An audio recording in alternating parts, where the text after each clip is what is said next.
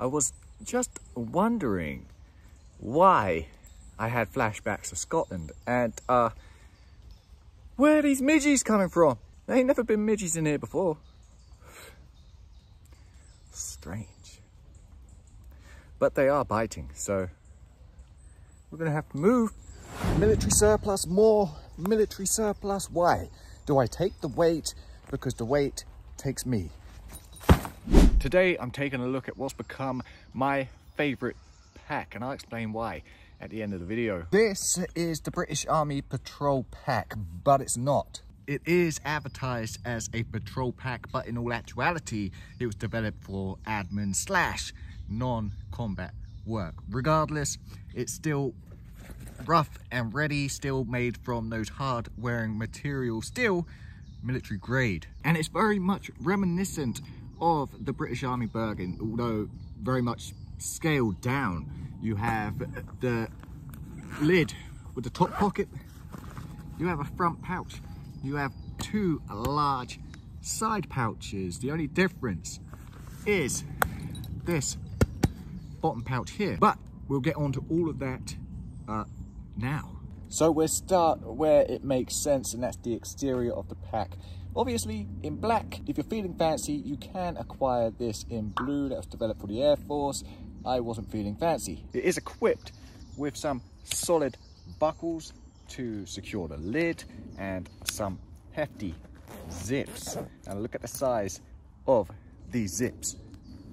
On the back of the lid here, we have this little pocket to secure your ID or any other information that you may need at hand, blood type, emergency contacts, etc. Below the ID, we have a grab handle. It's a grab handle. The shoulder straps, they're not very wide and they're not very padded. As a matter of fact, they're very firm. There's not a lot of give to them. But with that being said, this isn't a pack you're going to be using to carry an awful lot of weight. This is going to be a lightweight bag. What was that? My summer camping bag, travel bag. Now there isn't any molly webbing on this pack. One of the reasons why I like it, and again, I'll explain that later. But what you do have on the shoulder straps here is a couple of little loops that you can attach various different items to. There is a chest strap here, and you can see how far down the shoulder straps this is. So there's no waist strap because this actually rides pretty high on your back. There's a lot more give to the padding on the back. You have the grooves here for ventilation. It's not fantastic. You're gonna get a bit of a sweaty back, but as far as padding, yeah, it's a nice bit of padding. Now let's talk pockets. So for a 30-litre pack, you may think that space is going to be a little difficult to obtain. Maybe you have to pack a little more methodically. Maybe you have to lose some stuff, but no, the pockets on this pack are huge. You're looking at 5 exterior pockets and 1 main compartment. The top pocket on the lid is just, again, it's huge. It holds an enormous amount of space.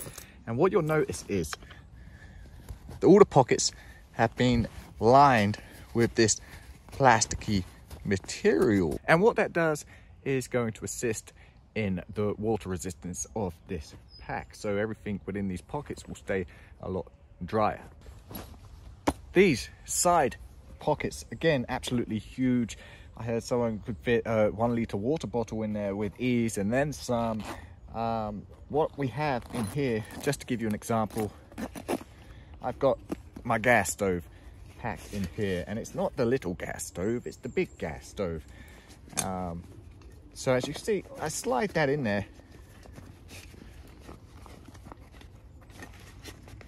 My cameraman's on holiday right now. I'm suffering. But slide it in there, and then you obviously have a lot more space to pack in more stuff around that. Ordinarily, I would not have this stove attached to the gas, but that's an example to show you it's quite a height that's fitting in there with ease. On the other side, I actually have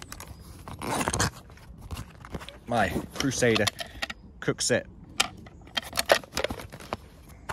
So that's just to give you a little example of the capacity of these side pockets. And of course we have this mesh pocket on the front. Currently have some power banks in there, but anything you need to access quickly, boom, is right there.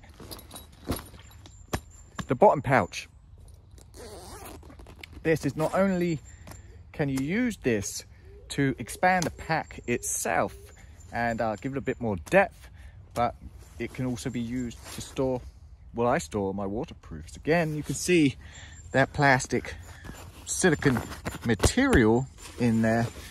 I know a lot of people have been said to use these to put their, you know, their dirty shoes, the wet towels, wet clothes, stuff like that. Just a place to separate them, your wet gear, from the rest of the pack. Currently have my poncho sitting in there. Again, for easy access, if it comes on the rain, I can just flip open the pocket.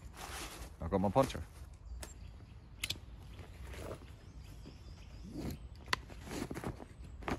The main compartment, I mean, if you think about it, in camping wise, you could easily fit your cook sets in the side pockets. You could easily fit a sleeping bag in here, shelter and whatnot. Everything you need can fit into this bag. It does have a little separation. You have a little flap at the back there to store whatever. And again, we have that coating going around to assist in the waterproofing.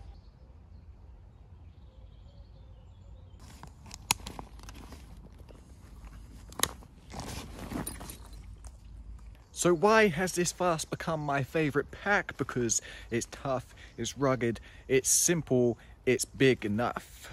And then there's the other reasons. There's no molly, it's black, it's not going to draw any attention, which may be beneficial in certain scenarios, especially in this day and age.